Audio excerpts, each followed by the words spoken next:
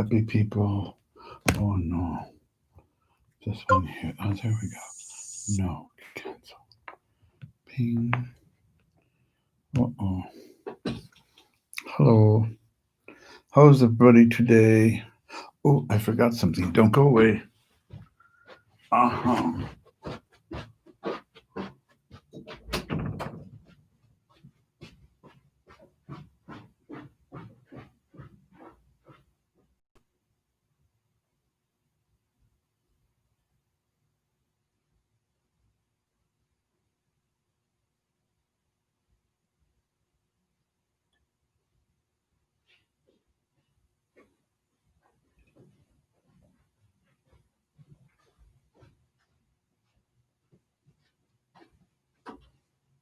Hello, everybody.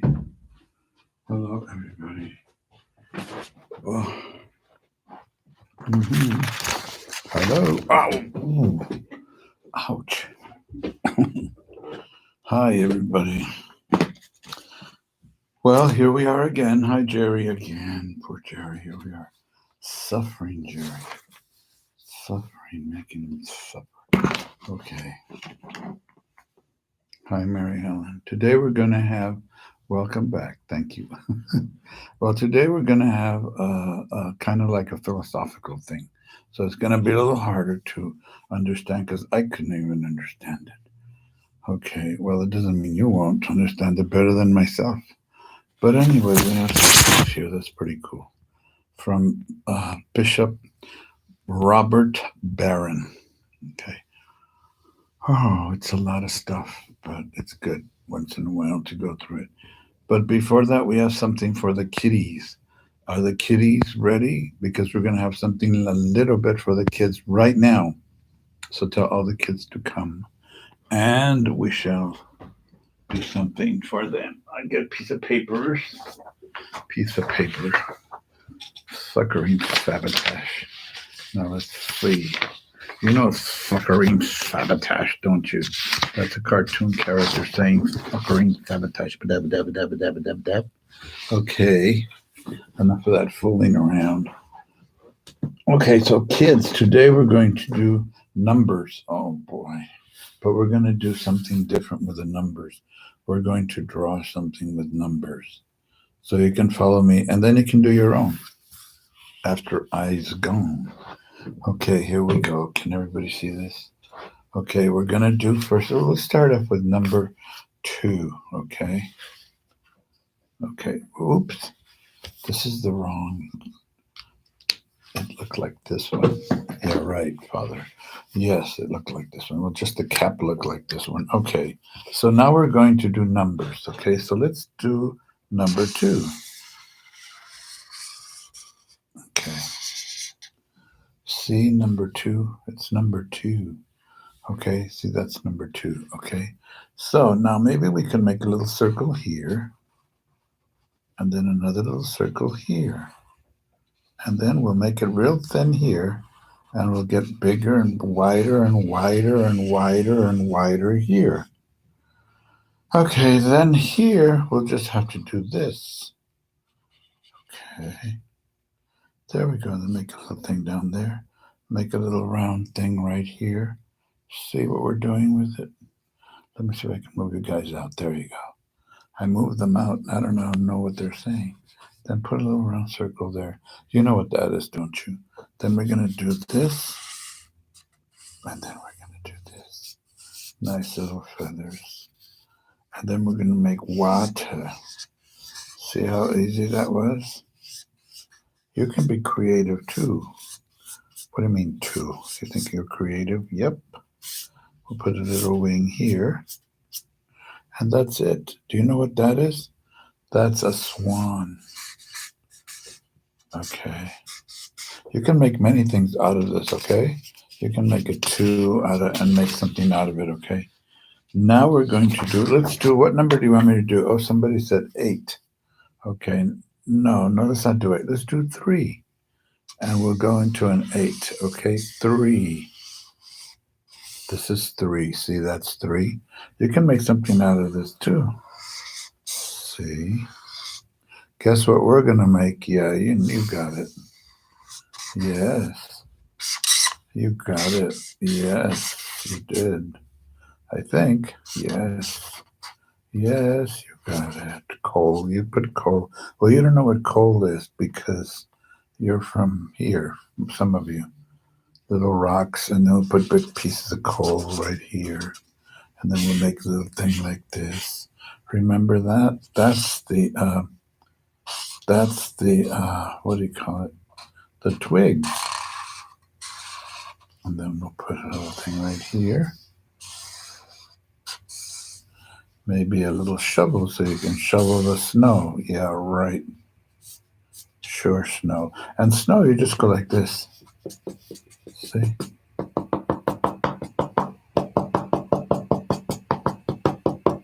And then you can put a little bit of shadow in there. There, see how nice? Yeesh, not really, but anyway, we tried. Okay, so that's the three. Any other number that you want me to make? Would you like to something? Would you like to do what would you like? Oh, somebody put a 9. Okay, 9. That's harder, 9. Okay. We'll do 9. Okay, well, let's make it religious today. Let's make a religious one, okay? Let's make a religious one. Okay, just a little thing like that. Okay, a little thing like this. A little line. And then underneath the line, put another little teensy-weensy line like that. See how easy that was? And then put a little L right here, but kind of shake it toward put a little L, see? You make the L, and then you make a very, very, almost the top of an O, and then you make another one right next to it, but very thin, okay? And then you make a little I like that, okay? And then you have to give that person a what?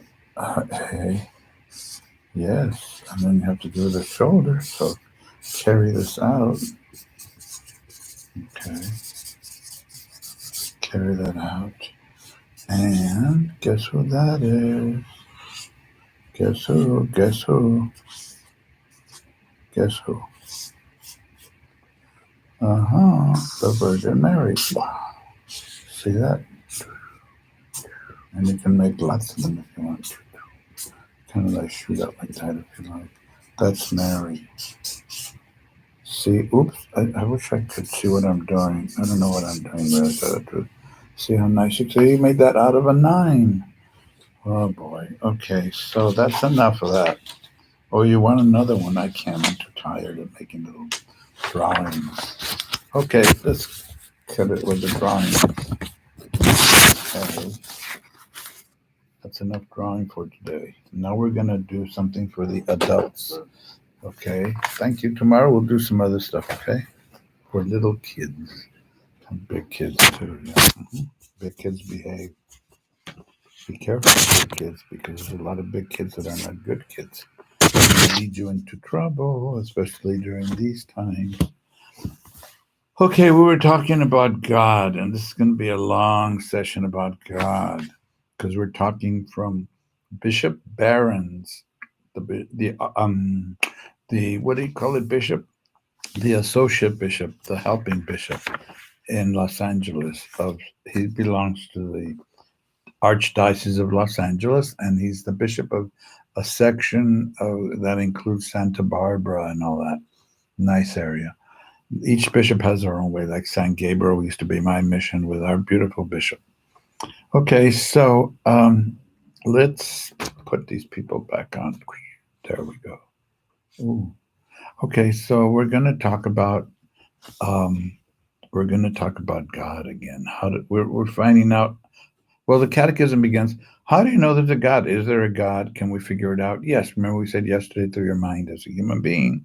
Okay, because God put something in us here that says you're going to come and search for me right here, the whole person. We're going to search for God. He put a searcher in us right here. Ooh, I want to see. Well, I don't know. What if you didn't know about God at all? Do you think that you'd feel that searching for something? Yeah, remember that man, that anthropologist, the one that studies people? And he went to this island where they seemed not to have any gods or anything. any superhuman beings or something like that, or supernatural beings. And the week he was going to leave, he spent a whole year there. He said, "Oh, there's no God here, so there's the possibility that, lightning hit a tree, and one of the indigenous people fell on the floor, adoring whatever that was, worshiping something he didn't know, I guess, or maybe he knew the God of lightning." Okay, so anyway, we can know it through our reasoning, but we can also know it. First of all, it said through the world around us. Remember, cause and effect. Cause. You can also prove them from movement.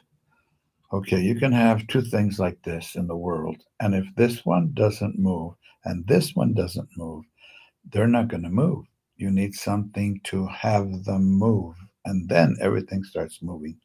So that's God. Ooh, the mover that moves everything, but himself is not moved because he's perfect. Where can he go? He's everywhere. What can he know? He can't move from one subject to the other like we do in school because he knows everything. There's nothing he doesn't know. So he can't go, he can't learn more, can't become more. No, he's perfect.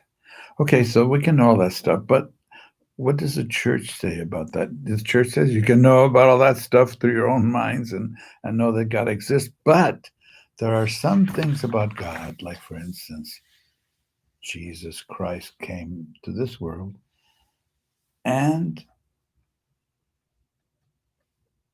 he was God. All right. Yeah, right. Yes.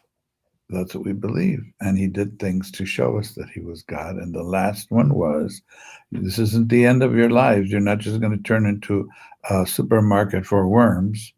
You're going to go to heaven. You're going to have an afterlife. Oh boy, I can hardly wait. Okay, so yeah, I can't. I want to go to heaven, but I'm not going to do myself in to get there faster. That would be bad, and I wouldn't get to heaven. Maybe, because God is very merciful. Okay, are you ready? Okay, here we go on a journey with Stephen Hawking, the most brilliant mind of the past century and this century. He just died a while ago, didn't he? Yeah. So he came out of nowhere. That's what Stephen Hawking, he's an atheist. That means no God. Atheos means no, negative God. Okay, no God. So he's an atheist. And they asked him, what about creation? It came out of nowhere. Okay. And now he's saying that gravity is like God, and he doesn't like the traditional God. There's no such thing. The beginning just began. Okay. Now we're going to see how Bishop Barron blows that away.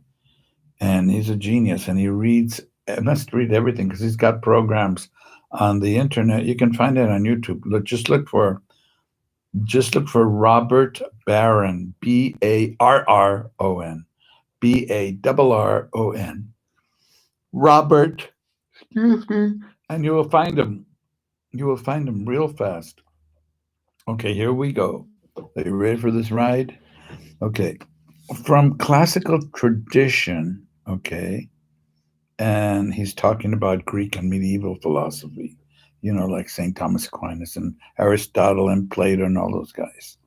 It's actually hard to improve on it, okay? That's what he's talking about. And yet, this priest is saying that no, what we learned before is very good because it's just very good. He says that nothing comes from nothing. Okay. This is after a long talk that he gave, and I'm just getting to the middle of it, and we'll go from there. Okay, because it's easier to understand this little part here. So he was saying that nothing comes from nothing. Okay. Now, if that were true, okay, that things just happened, that it was spontaneous, simply spontaneous, everything simply spontaneously appeared in being. Okay. Everything just boop, okay, it's there. Oh, where did it come from? Just there. No.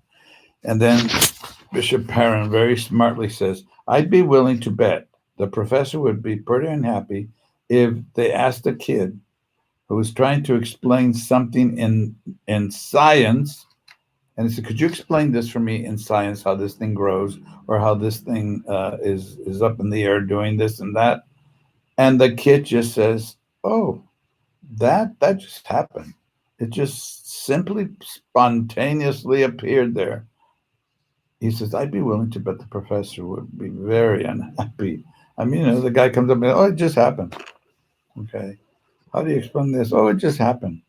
With that answer, still, even when it comes to the most compelling and fascinating question of all, why is there something instead of nothing? That's the question we ask ourselves. Why is all this stuff here instead of nothing? We're expected to find the answer rationally satisfying. When somebody says, "Oh, it's just here, it just popped out of," then some of these people are saying, "Oh, that satisfies my brain, my reasoning." How could they say that? He says, "Now you know I can smile because this is what he's saying, Bishop Barron, because this uh, I meet, he says, because he meets it a lot when he's talking to atheists. He meets that a lot. All of a sudden they get to the point where he's really pushing it. Well, what happens after that? Well, then this happens. Well, what happens after that? And where did this come? And where did this come? Where did this come? By that time, and you really press them, the question of where the universe comes from, he says, almost inevitably. That means almost all the time, you get to this point where they say, it just happened. So it just happened. Hmm. Where did the gas come from? Oh, it just happened. The Big Bang Theory. Oh, it just banged. Okay. Something which means that the whole universe just arrived from nothing. The reason I smiles, he says, is that I'm supposed to be the avatar. That means the realization of this medieval superstition. That's what his enemies call him. Huh? That is just a superstitious person believing in old things that don't make sense anymore. He's the model of that. He's the top of that, the avatar. Um, it says, I'm supposed to be the one who defends old, prescient views of the world, and yet sometimes to take another leap of faith to say that there is God, to say that something came out of nowhere. He says it takes a leap of faith more to say, oh, it just happened, than to say that there's a God who made everything happen. Hmm? This last proposition I find more reasonable than the first, that everything just boop, happened. Okay, let's say Hawkins means the other side of it. I'm going back to your, I think, rather incoherent statement. He's talking to Hawkins. Your statement doesn't make sense. Let's say that gravity is the final cause of the universe, that it's it. That's where everything started from. Some force within nature is identified as the ultimate cause of all things, something that's in nature, a little thing, and saying that that's what caused everything. Hmm? It's in nature. Okay, he says the being of and says, now this has a long philosophical pedigree. This isn't new. This is something that goes back to pre-Socratic philosophers. See, these people were trying to figure out hundreds of years before Jesus was born. They were trying to figure out what's the building block of reality. Where does reality, things that we see, touch, and feel, where do they have their foundation, their block? And they said things like, you remember this one? It was the earth, like earth, wind, and fire. Remember? Earth. He said it was the earth. That was a bit. Another said it was water. Another said it was fire, or some raw material.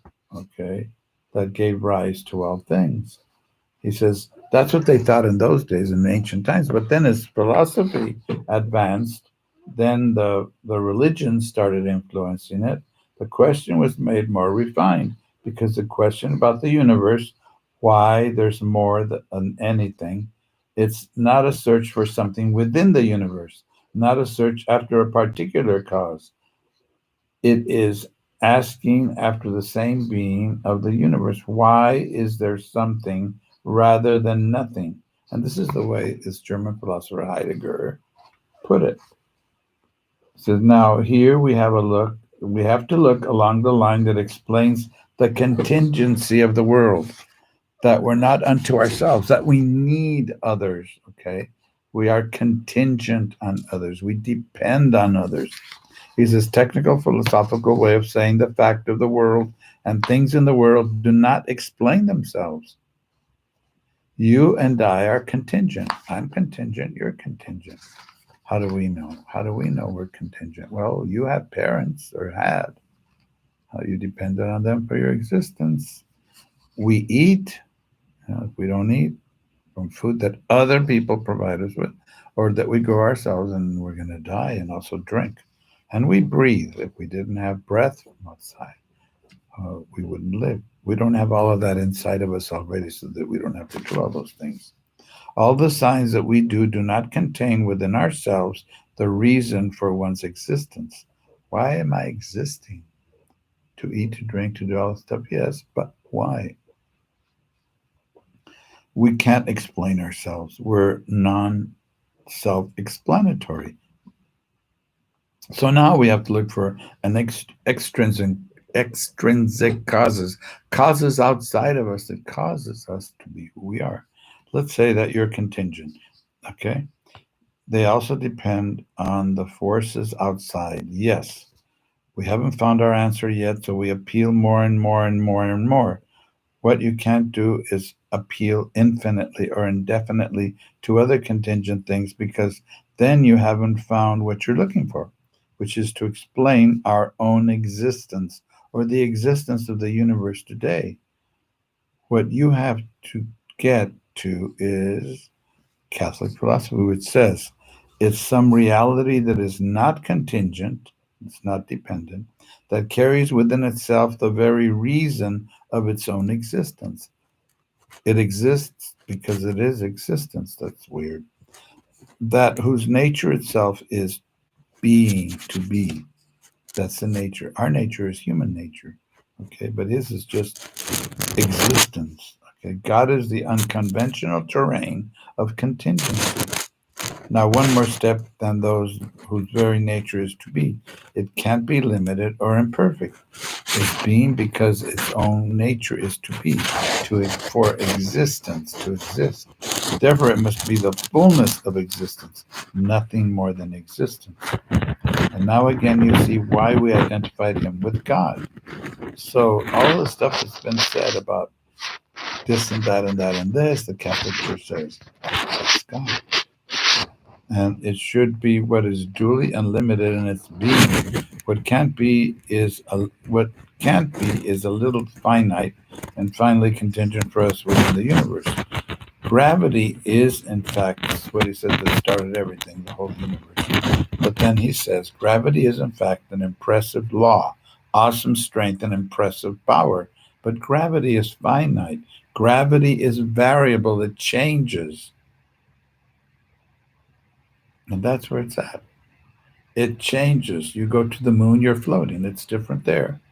God doesn't change because he can't go from one thing to another, from one place to another, because he's already there. He can't know more. He knows everything. Isn't that amazing? It's amazing. Gravity itself is not what exists with the power of its own essence, of its own who it is. And it's ridiculous to suggest that something similar within the universe is itself, which within the universe is not what's outside creating, it's within a universe, is itself cause of universe's being. There's a line that was found in one of the articles about Huck's book. Some guy wrote about his book, and it was that it was enlightening, maybe in spite of himself, this author. This is what the author said in this new book.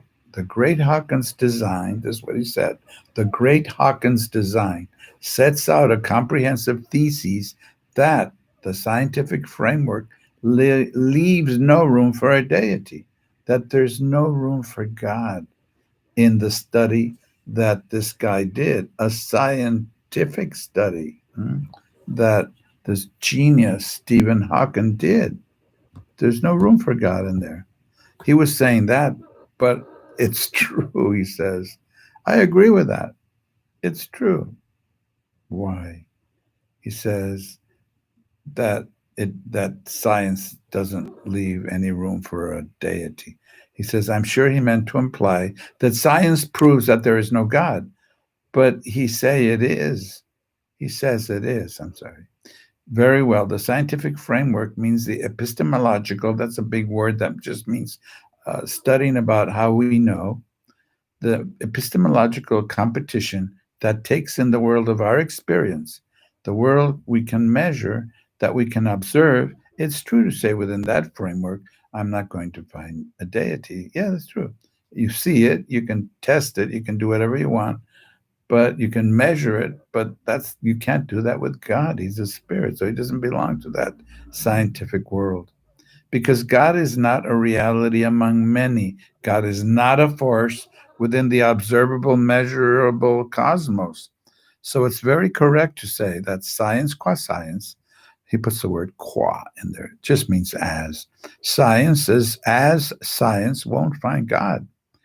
Think of that famous cosmonaut, remember in Russia? And he went up to space and he was in this rocket and all that. And it was in late 1950s. And he said, I am in heaven and I did not see God because they were atheists.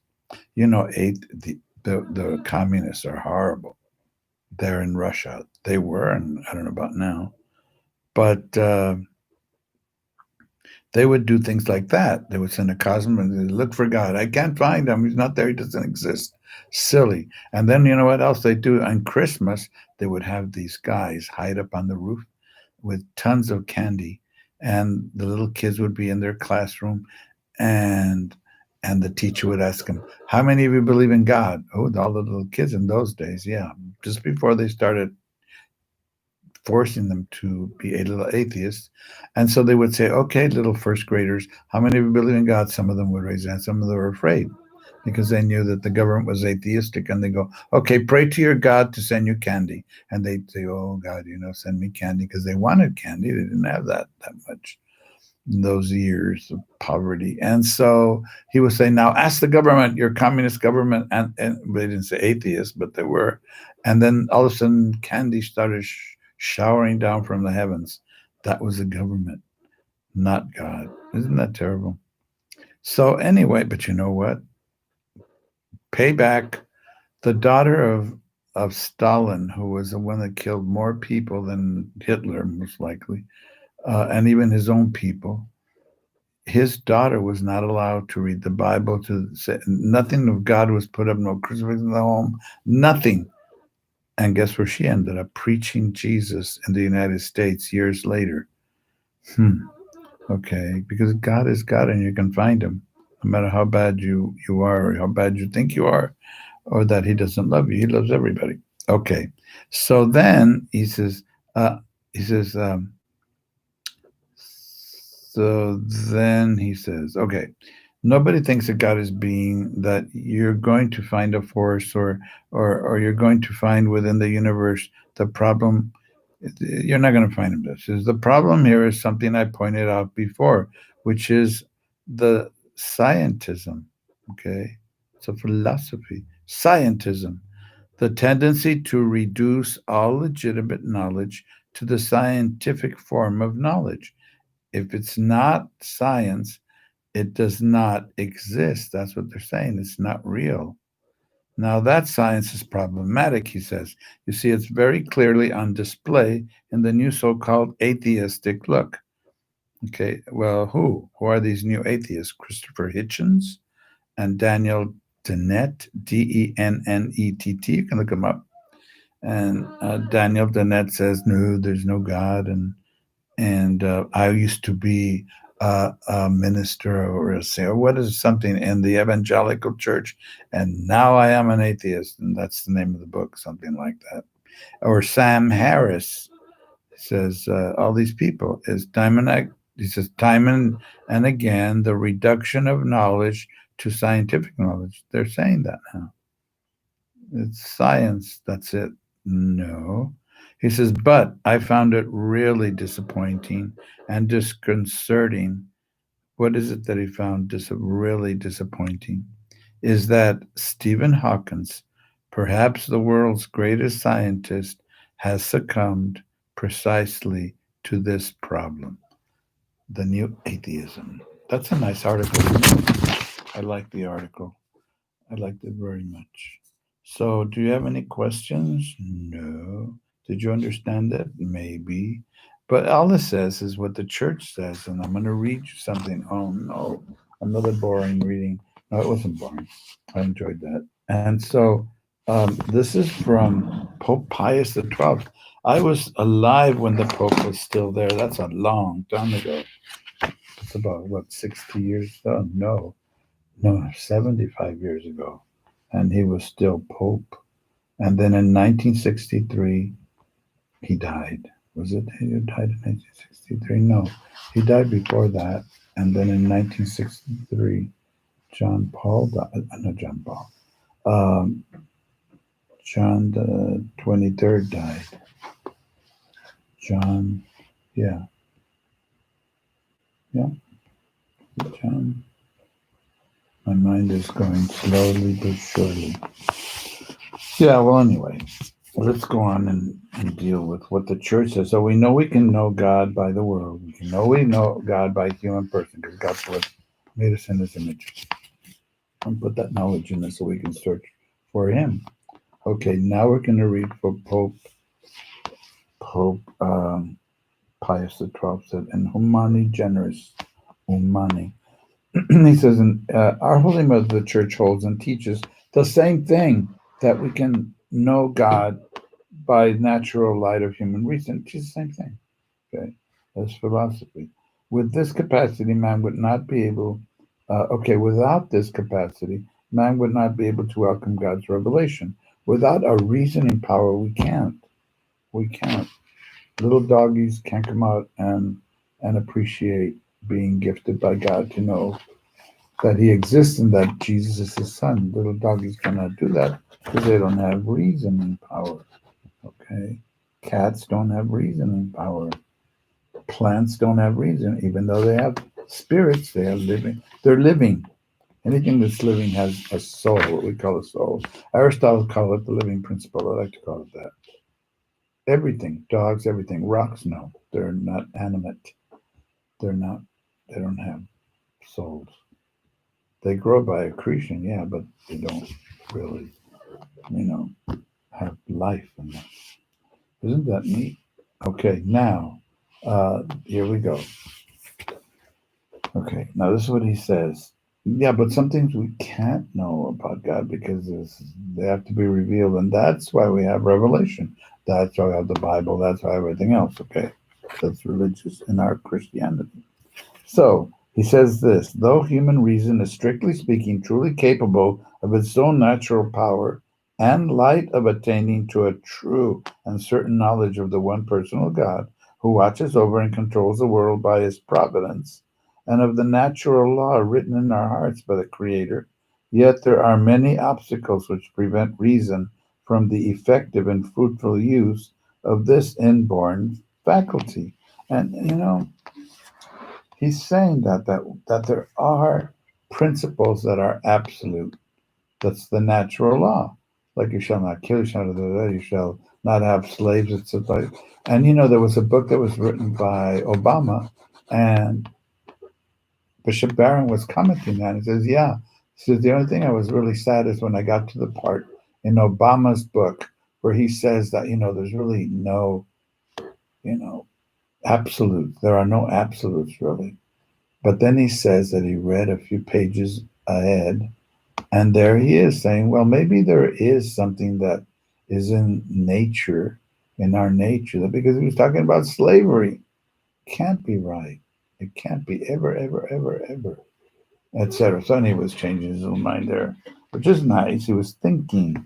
And yet there are many obstacles which prevent reason, our thinking power, from the effective and fruitful use of this inborn faculty. It's talking about itself.